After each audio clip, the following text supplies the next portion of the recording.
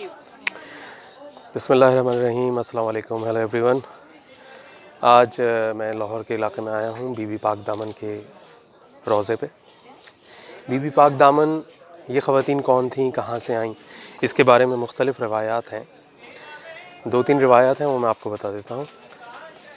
ایک روایت یہ بتاتی ہے کہ یہ ان بیویوں میں سے ایک بی بی رقیہ بنت علی، امام علی ابن ابی طالب علیہ السلام کی صاحبزادی تھی اور حضرت مسلم بن عقیل کی زوجہ تھیں، اور باقی 5 بیویاں جو تھیں وہ ان کی نندیں تھیں، یعنی حضرت علی کے بھائی حضرت عقیل ابن ابی طالب کی بیٹیاں تھیں۔ یہ لوگ واقع کربلا کے کچھ عرصے بعد ہجرت کر کے یہاں آئے اس علاقے میں۔ اس وقت یہاں صرف ایک مٹی کا ٹیلہ ہوا کرتا تھا، اور یہاں پہ ہندو برادری زیادہ تھی، جس کا حکمران ایک ہندو ہی تھا، جس کا نام تھا برمانتری۔ برمانتری نے کو جب یہ پتہ چلا، یہ واقعہ ایسا مشہور ہوا کہ یہاں کے مندروں میں جو مورتیاں رکھی ہوئی تھیں وہ ایک دن اچانک خود بخود گر گئیں، حالانکہ وہ نصب ہوئی ہوئی تھی، زمین کے ساتھ جڑی ہوئی تھی، لیکن وہ پھر بھی گر گئیں۔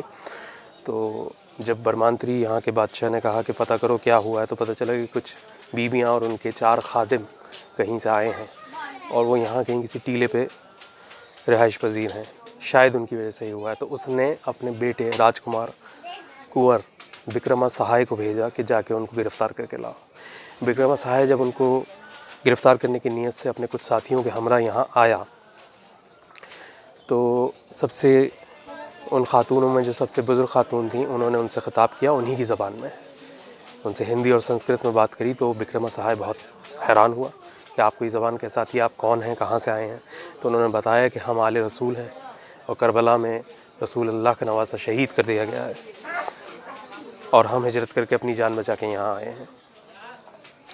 بکرما سہائے ان کی بات سے بہت متاثر ہوا، لیکن وہ چونکہ اپنے باپ کے حکم کی وجہ سے مجبور تھا، اس لیے اس نے سوچا اور ان سے کہا کہ میں مجبور ہوں، آپ کو میرے ساتھ دربار تک تو چلنا پڑے گا، میں آپ کو گرفتار کر کے تو لے کے جاؤں گا ہی، باقی فیصلہ میرا باپ کرے گا۔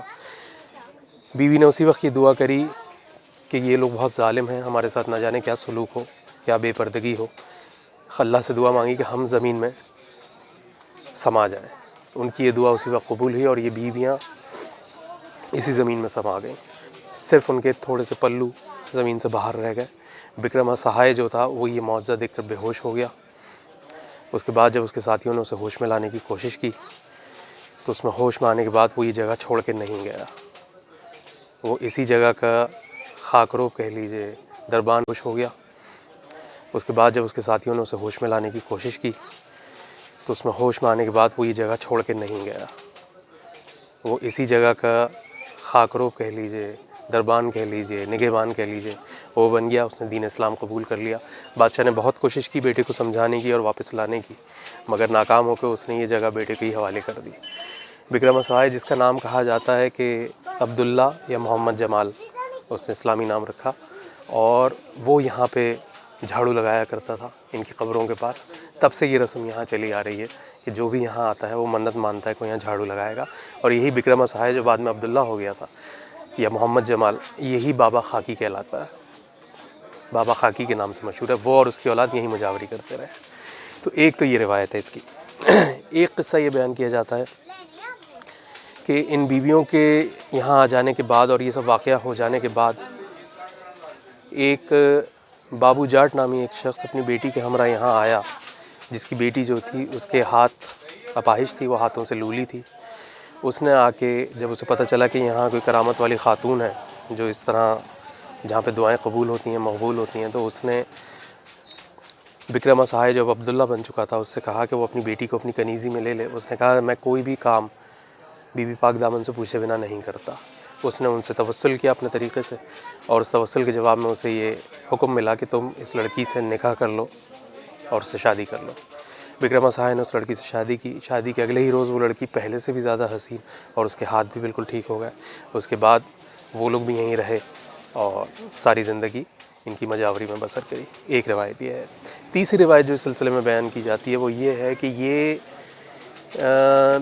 تقریباً 600 ہجری کے قریب یہاں پہ ایک سید احمد توختہ نامی شخص، جو کہ منگولوں کے حملے کے بعد افغانستان سے نکلے تھے اپنی بیٹیوں کو لے کر، یہ ان کی بیٹیاں تھیں، وہ یہاں آئے اور یہ واقعہ ان کے ساتھ پیش آیا۔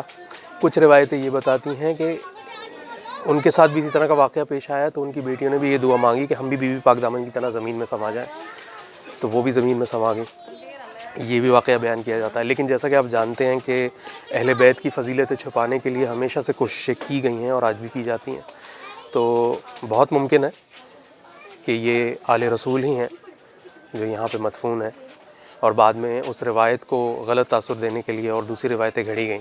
بہرحال محققین میں اور مفسرین میں اور تاریخ دانوں کے اندر اس کے اندر اختلاف ہے. تو یہ 3 روایتیں اس کے متعلق بیان کی جاتی ہیں. ان 6 بیویوں کے نام جو بتائے جاتے ہیں جو مشہور ہیں، بیٹیوں کو لے کر یہ ان کی بیٹیاں تھیں، وہ یہاں آئے اور یہ واقعہ ان کے ساتھ پیش آیا. کچھ روایتیں یہ بتاتی ہیں کہ ان کے ساتھ بھی اسی طرح کا واقعہ پیش آیا تو ان کی بیٹیوں نے بھی یہ دعا مانگی کہ ہم بھی بی بی پاک دامن کی طرح زمین میں سما جائیں، تو وہ بھی زمین میں سما گئی. یہ بھی واقعہ بیان کیا جاتا ہے. لیکن جیسا کہ آپ جانتے ہیں کہ اہل بیت کی فضیلتیں چھپانے کے لیے ہمیشہ سے کوششیں کی گئی ہیں اور آج بھی کی جاتی ہیں. تو بہت ممکن ہے کہ یہ آل رسول ہی ہیں جو یہاں پہ مدفون ہیں، اور بعد میں اس روایت کو غلط تاثر دینے کے لیے اور دوسری روایتیں گھڑی گئیں. بہرحال محققین میں اور مفسرین میں اور تاریخ دانوں کے اندر اس کے اندر اختلاف ہے.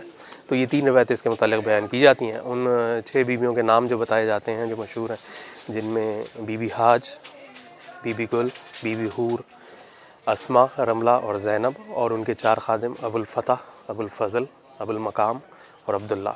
اور ان کے ساتھ ان کی ایک کنیز بھی تھیں جن کا نام حلیمہ تھا، جو تنور میں روٹیاں لایا کرتی تھیں اور مائی تنوری کے نام سے مشہور ہیں. تو یہ یہاں کی ایک مختصر سی ہسٹری ہے. ابھی یہ روضہ بند ہے چونکہ زیر تعمیر ہے، تو اس سے پہلے کووڈ کے حالات کی وجہ سے بھی بند رہا. ابھی زیر تعمیر ہے. انشاءاللہ اس کی کنسٹرکشن مکمل ہوگی تو ہم یہاں دوبارہ زیارت کے لیے آئیں گے. تب تک کے لیے اجازت دیجیے. اللہ حافظ.